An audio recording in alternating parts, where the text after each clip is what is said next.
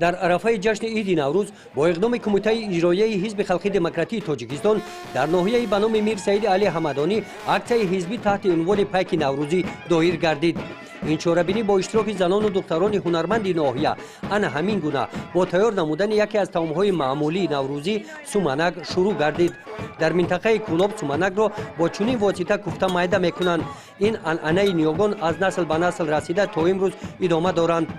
زنان فعال ناحیه، وکیلان مجلس‌های محلی از نمایندگان حزب، اعضایان تشکیلات جمعیتی سازندگان وطن بخشیده به نوروز طعام نوروزی سومنک آماده نمودند. در گوشه دیگر بخشیده به نوروز دختران پیراهن نوروزی به بر نموده این جشن نیوگانمان را با خواندن شعر و ترانه‌ها استقبال نمودند. در پختن سومنک زنان و دختران با هم آمده با خواندن سرود عنعنوی سومنک را آماده می‌کردند.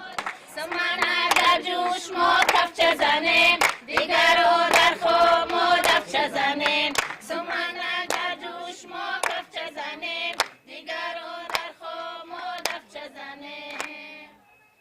با همین طرز پختن این طعام نوروزی ادامه یافت و سومنک آماده شد. دائما هم تاریخش خرسان باشیم، دخترامون هم تاریخش خرسان باشه، تاجیکستان ما آزاد باشه. پروردگار پرزیدنتمون در تار سرمون همه وقت سایوان سرمون باشه. ما زنای تاجیکستان به این روز رسانده شکرانه ای پرزیدنت میکنیم. بعد سال دیگه وطن صد خدا هم خیلی برسانمون هممون. در چنین ظرف‌ها سومنک با دست زنان و دختران اشتراکچیان اکسیا بخشیده به نوروز در راهپیمایی اشتراک نموده از کوچه‌های شهرک با سومنک گذشتند. همچون رمز بهار و نوروز به ساکنان سومنک تقسیم کردند. راهپیمایان رمز بهار و نوروز را از بینای حزبی تا بینای مقامات اجرایی حکومت دولتی ناحیه رسانیدند.